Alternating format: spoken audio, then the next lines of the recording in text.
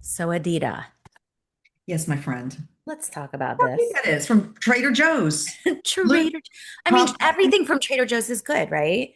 Okay. I bought these like I don't know on a Thursday or Friday, and I was super excited. And I was like, Saturday morning, I'm gonna have like special treat, gluten free, because Hashi's girl over here, got to do everything gluten free. So to me, that has meant just give up the whole category of wheat and flour, and that works for me. That's great. Um, and then every once in a while, I'll see something like this, and I might try it, but I'm cool with giving up wheat and flour. That's fine. And I really believe like people who are going gluten free, like it's not really the best play to just go buy everything that's gluten free. You could probably talk more about that. But so I went and I bought these because I saw them and had to give up the pumpkin spice latte because 65 grams of sugar in the Did pumpkin I spice send you a latte. recipe? Yes, yeah. Okay, so I gave up the Starbucks pumpkin spice On latte. it. Okay. Okay. I also, not to derail this whole thing, but I also think that coffee is one of my inflammation triggers. So I've really noticed that when I have coffee, I have pain right here for like a day and a half. And I think that's inflammation. Mhm. Okay. So I make the gluten-free pancakes and I eat them all up and they're delicious. And I put a little bit of real maple syrup on them, not a ridiculous amount, real butter. And then I got dizzy, like seriously dizzy. So I don't know if that's because my body's used to having like the protein, fat, and fiber breakfast and it is 30 grams of carbs, or if there were ingredients in here that are like super weird to my body.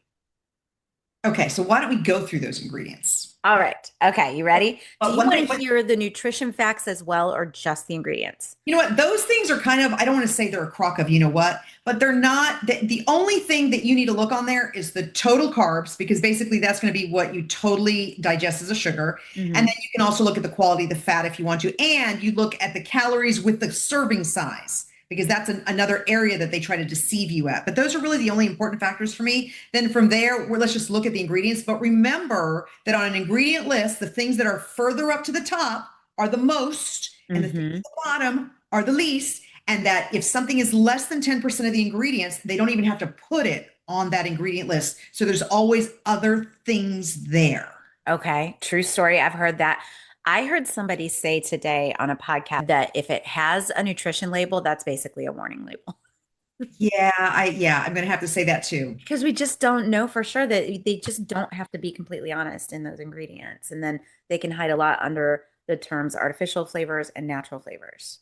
Well, and I think that another like important factor here is just remember that something like an apple is born with vitamins, minerals, and fiber, and it's got enzymes, and those enzymes are like a computer code that tell your body what to do with it. Once something is manufactured, processed, ultra processed, however you want to call it, it's got a food label, it has no enzymes.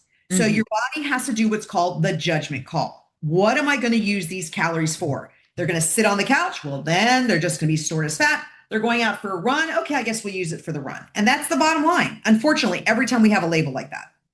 Makes sense. Okay, let's talk about the ingredients in this one. So the first one is rice flour. Okay, so remember rice flour. Just think about rice, right? If we're eating too much rice, it starts to break down as a sugar as well. Hmm. So you've got to think that rice flour is super highly processed, so it's going to truly break down as a sugar. Okay, so when I look at rice flour and then I see that this has 30 grams of carbs, is the rice flour counted in the 30 grams of carbs? Probably so. Okay, potato starch is next. Potato starch is nest. So again, it's the starch of the potato. That's more of the sugary part of the potato. So that's kind of another layer of sugar going on in there. And those are the first two ingredients. So that's the most in that product, right? You So know, I the love you, my. third ingredient, the third ingredient is cane sugar.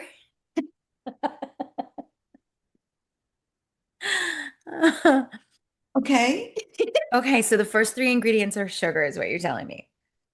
Tapioca starches.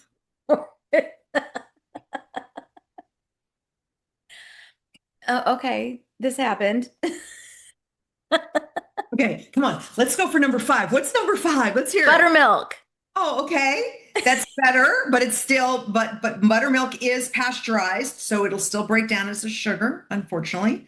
Okay, so we have one, two, three, four, five sugars so far. We Mhm. got some pumpkin flakes. Okay.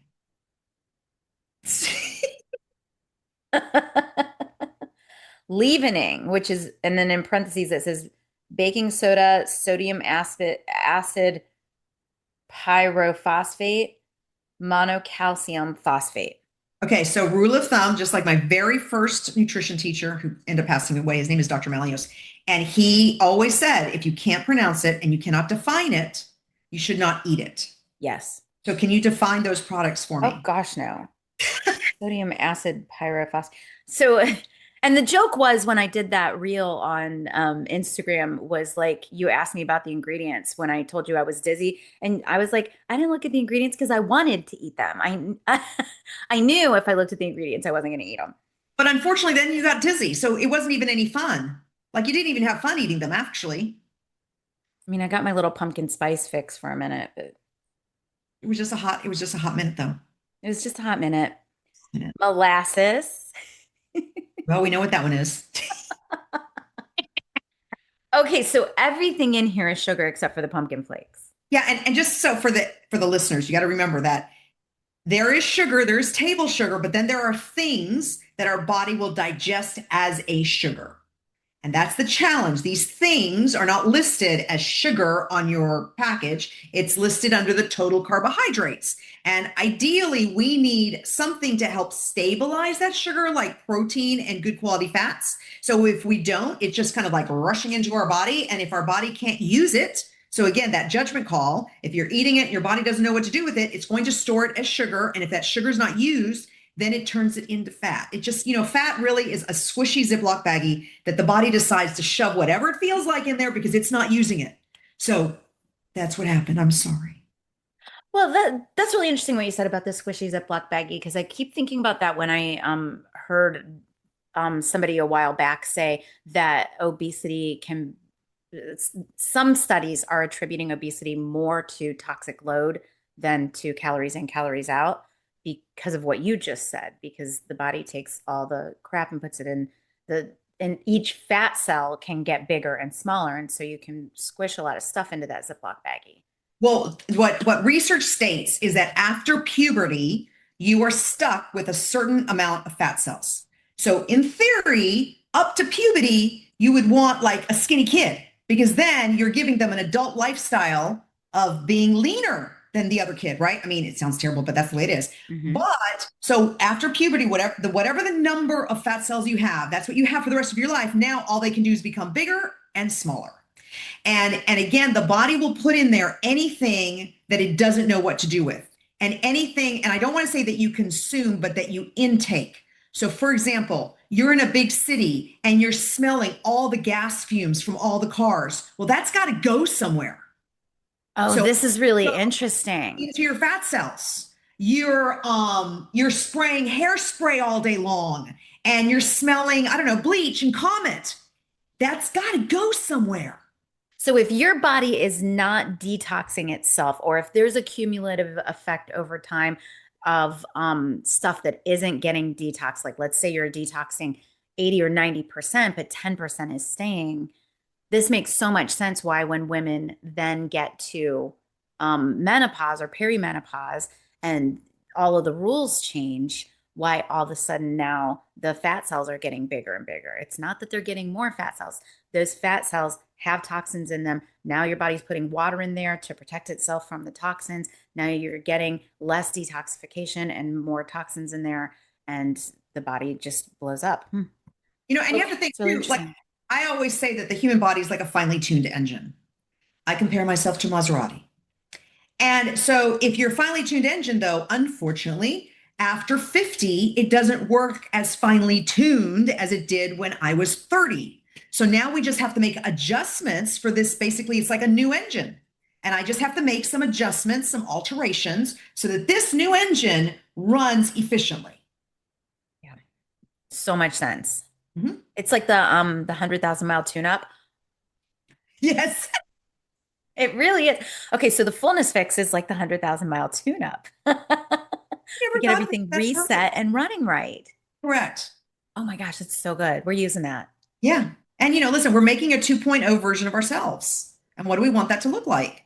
And it's kind of like, like I talked to the group of ladies the other day, is just like, I mean, you train for things. You have a goal, you train for it. When I wanted to compete in aerobics, I trained for it. That was my goal. Well, now I want to be a rockin' 90-year-old. That's my goal. So I have to train for it. It's not just going to happen if I just leave it up to fate. It's not going to happen. I met the Love it. neatest lady today. I have to actually share this today because she's wonderful. Wanda, I was subbing a yoga class today, and everybody comes in, mixed ages, fine, whatever. And almost the second to the last person comes in, she's got a walker. And I'm like, okay. And Wanda comes in. And everybody knows who Wanda is. They set up her space for her, everything. And she was struggling through several things. She has a hard time getting up or, doing stuff standing. She prefers to be sitting. I kind of recognized that and tailored the class more for her. But then after class, I went and I spoke to her. And then she says, yes. She goes, I have done yoga for 50 years. She goes, and I'm not letting this walker and my challenges, she has a broken hip. She goes, I'm not going to let that stop me. I'm going to keep going and I'm going to keep doing. And I was just like, oh, Wanda, you go, girl, you Can go. we have her come and speak with us? I want to interview her. We might have to. We can. I bet you I can talk to her on that one. That would be I just amazing. met her, but I'm going to see her again. Okay, cool. Yeah. Okay, let's finish these ingredients. So, Okay. do you know what sodium acid pyrophosphate is? I do not. Okay. Monocalcium phosphate. Monocalcium phosphate is more like a caking type thing to kind of, I mean, It all looks the like these are all leavening agents. they're leavening agencies, and so they try to help it make it be fluffy and all that. But some of them, remember that in the additive category, which is where all those come into, a lot of the additives will help to keep the color a certain way, or the fluffiness a certain way, or the texture a certain way, and so they're not necessarily good for us. Mm-hmm. They're just meant to like It's entice. it's about sight and feel. Correct. Yeah, but it's not about nutrition. Did you notice that Walmart has made a commitment to take a bunch of stuff out of their food by 2026 or 2027? And one of them was something that they're putting in the bread. I've always said whatever they're doing to the bread in the last 10 years is really suspect because your bread doesn't go bad anymore. There's something they're putting in there that they're taking out. Well, but really, during COVID, my daughter was making bread. I mean, listen, the bottom line is bread is easy. It's flour, water, yeast. You want No, to get it's not. It's got 75 salt. ingredients in it. Well, I know. Well, that's what I'm saying. But now it's 75 ingredients. Mhm. So they've destroyed it. Yeah. It's warning label, warning label if it's got a nutrition. Okay. I mean, what else? Molasses, sea salt, expeller pressed canola oil. Yeah. Do So you want to canola talk about oil for a is, minute? yeah. So typically the rule of thumb for oils is they should be cold pressed unrefined. And so Mhm. cold press unrefined, you can get coconut oil, although you can also get coconut oil that's refined. So stay away from the refined. Always go for cold press unrefined. Then you've got avocado oil, you've got olive oil, but the canola oil is always refined. And to kind of give you like clarity of what refined means, so let's just take coconut oil because it's just the easiest example. Coconut oil, you can buy it cold press unrefined. But when people don't buy all of it off the shelves, so let's say 10 bottles are left and they're expired, they go back to the company and they get refined, which means they get heated up at very high heats. So they're no longer rancid. And then they are sold to you as refined oil. But now it's been heated. So all the enzymes and all the good properties of the oil are dead. And you're having this fat that's not good for you and that causes stress. I am actually shocked. I had no idea they could go back, do more crap to it after it's been sitting in the store for a year. Oh my gosh. And Wow. that is the Cliff Notes version. I'm sure that there's going to someone who's going to watch this podcast go, scientifically, that's not the way it is. Listen, I'm giving you the Cliff Notes version. Okay. And that's how it is. Okay. So you're saying that the best oils are avocado, olive, and cold pressed unrefined. As long as it's cold pressed And unrefined. coconut. You're never going to find canola oil that way. You're never going to find safflower oil or sunflower oil. Those will never be that way. Well, Those those are will the seed always be, oils everybody's saying to stay away yes, from. they Okay. are refined. You can find grapeseed oil that's cold pressed unrefined. Okay. All right. As long as it's cold pressed unrefined, all good. Okay, so then we've got ground cinnamon, natural vanilla flavor, xanthan gum. I know I've asked you about xanthan Xanthan gum gum before. xanthan gum. I'm not too concerned about. It's not the best, but it's usually down like that's towards the end of the label, right? So it's very little. Hmm. And again, it's something that's going to help with the texture and the longevity of that pancake mix. So Okay. that's why that's there. But the cinnamon, what was it? No, vanilla flavoring. Vanilla, natural vanilla flavor. Flavoring. Yeah. See, they can use the word natural because it's for vanilla, but because it's a flavor, you're not 100% sure what that's made of. It might have a little bit of real vanilla and then something else. Because that's one of those things where they can take ingredients and they can kind of hide them under that word natural flavor, even Hmm. though it's natural vanilla flavor. Yeah. Okay. So, like natural flavor could be MSG. So, if you're looking at a regular product and you go and it says, oh, natural flavor could be MSG. There's all sorts of things natural flavor could be and things that we Okay. do not agree with. You just actually put the final nail in the coffin for anything from a box bag or can for me. I mean, you're telling me that it could have MSG or aspartame or one of those really bad toxins that crosses your blood-brain barrier, and it can be in there and not on the label because they can hide it under that natural flavors, They could, but at the same or it time, can be too, that 10%. if it could be that 10%. Wow. Okay, so then it's just ground allspice, ground cloves, ground ginger. Yeah. But see, that's like at the very bottom of the list. That means it's just like it's like dust. They've dusted it because all the major stuff is all the sweet and the sugar. So the dizziness was just because You had the a sugar first 10 overload. ingredients are carbs. Yeah. I mean, you've been doing so good and you have stayed away from sugar in such a large way that all of a sudden you threw it at your body and your body was like, whoa. I don't think so. I don't think so. Yeah. Okay. Well, thanks. That was so informative. Good. Yeah, awesome. I'm All glad right, we, let's do this again soon, my friend. okay, you got it. Everybody watching, go sign up for our next training. Um, www.fullnessfix.com/the truth about midlife metabolism. We'll see you Hmm. there.